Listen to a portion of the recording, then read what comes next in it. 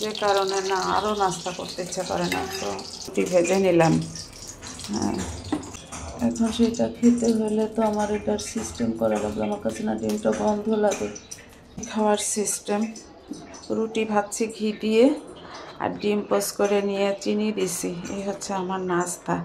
Doctor আমাকে এটা বাধ্যতামূলক করছে, তাই খেতে হচ্ছে। আজকে একটু বের হব বলতে একটু নিউ মার্কেটের ওই সাইডে যাব।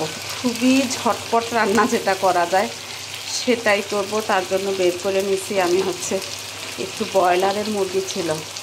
ছেলে ইদানিং আবার দেশি মুরগি খেতে চায় না। তো যেহেতু দেশি মুরগি খেতে চায় না, যে মাংস কম থাকে, তো তাড়াতাড়ি হচ্ছে ডাউল বসাইছি প্রেশার কুকারে, আর হচ্ছে এখন মাংসটা রান্না করে ফেলবো। একদম কষাইয়ে ভুনা ভুনা করে রান্না করলে মাঝে মাঝে খেতে চায় ওরা, কিন্তু রেগুলার না। এত তাড়াহুড়া মাছ টাছ বের করতে গেলে ধোয়া টোয়ার একটা ব্যাপার আছে। এখন এটাই রান্না করে দেবো। ডালও প্রেশার কুকারে সিদ্ধ হয়ে গেছে, দিয়ে নেবো। ও ভাতও চুলায় দেই নাই, রাইস কুকারে ভাতটা দিয়ে নেই। ওমা, রাইস কুকারে ভাত দিয়ে দিলাম, মাংসটার সাথে পেঁয়াজ দিয়ে দিয়েছিলাম। পেঁয়াজটা ভাজা হয়ে গেছে।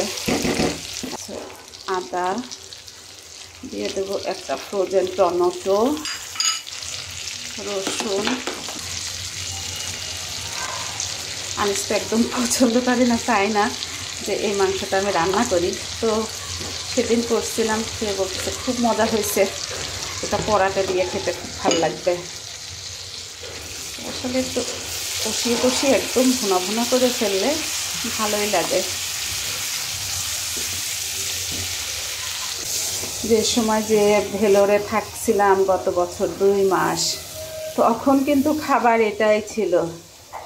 ওদের যেটা সুবিধা, যতটুকু প্রয়োজন সেইটুকুই কিনে আনা যায়। আমরা 3 জন ছিলাম, আমি হাফ কেজি করে আনতাম, এনে হচ্ছে এভাবে রান্না করতাম। খুব মজা করে খেত ওরা। একটু গরম মশলা আর একটু জিরা গুঁড়া। এখন একটু ঘোটা দিয়ে দেবো এই পেঁয়াজ রসুনগুলো ম্যাশ হয়ে যাওয়ার জন্য। মাংসটা হয়ে গিয়েছে, নামানোর আগ দিয়ে আর একটু গরম মশলার গুঁড়া দিয়ে দিই।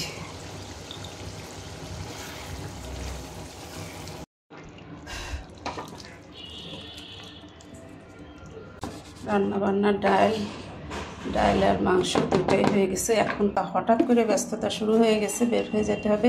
তো এই তো ডাল তেলে দিয়ে গরম করে ঢেকে রাখছি। ভাতও হবার কাছাকাছি, বলক এসে গেছে। এই তো রান্নাবান্না আমার দুপুরের।